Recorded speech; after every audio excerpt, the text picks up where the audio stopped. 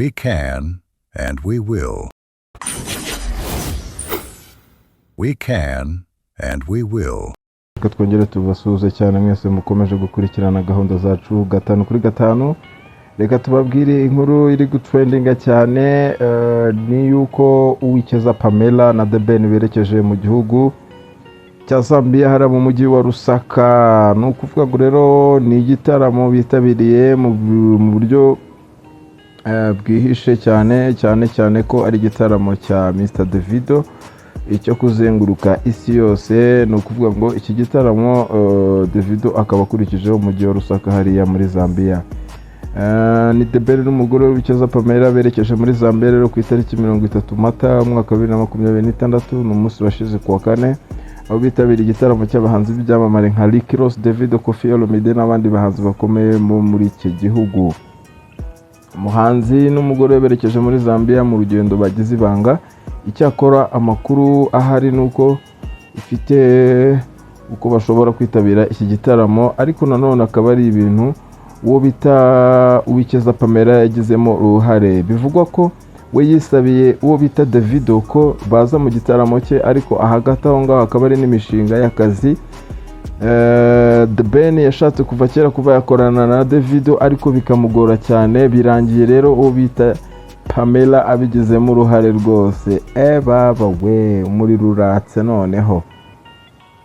Davido we yemereye Pamela na The Ben ko bitabira iki gitaramo, dore ko itike ya make yari irimo ishobora kuba ihagaze ibihumbi 2 cyangwa se $5 by'idolari muri VIP. ni ukuvuga ngo rero urumva ko ari igitaramo kiri hejuru cyane, ariko rero wakwibaza ngo byatewe n'iki. ni ukuvuga ngo bita The Ben yakomeje kugira uruhare cyane kuba ya approachinga Davido kuba bakora n'indirimbo, ariko ntibyakunda.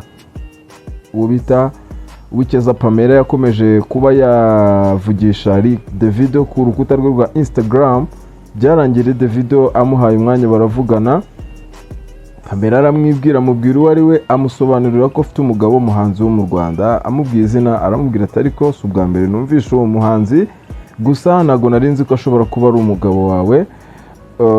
Hanyuma rero ubwo wenda byinshi cyane twazabiganira. Afite igitaramo Lusaka muri Zambia, mwazansangayo tukavugana tukumva ibyo ari byo. ni ukuvuga ngo rero uyu muhanzi Davido iki gitaramo cye kiraza kwitabirwa na Rick Ross ari kumwe na Koffi Olomide. Bategerejwe mu gitaramo byitezwe ko kigomba kubera ahitwa Sierra Resort Bonanza wa mbere Gicurasi umwaka wa 2026. Davido umaze imyaka myinshi cyane mu kazi k'umuziki, ubu ngubu amaze umwaka mu bitaramo bizenguruka isi amenyekanisha albumu ye nshyashya yise 5 Live. Azataramira kandi ahitwa Polo Field Showground kwa 2 Gicurasi umwaka wa 2026. Iki gitaramo kizaba kibanziriza ibibiri bya nyuma Davido azakorera muri Guinea, ari nabyo azusorezaho uruhererekane rw'ibitaramo bizenguruka isi. Ku rundi ruhande The Ben yerekeje muri Zambia mu gihe ari mu myiteguro y'igitaramo azahuriramo na Diamond Platnumz i Kampala ku itariki ya 5 Kamena umwaka wa 2026. Iki kizaba kibimburiye ibyo umuhanzi agomba gukorana na Bruce Melody bazenguruka igihugu. Byitezwe ko muri Kamena Nyakanga umwaka wa 2026 Bruce Melody na The Ben bazakorana ibitaramo 4 bizenguruka imijyi itandukanye y'u Rwanda.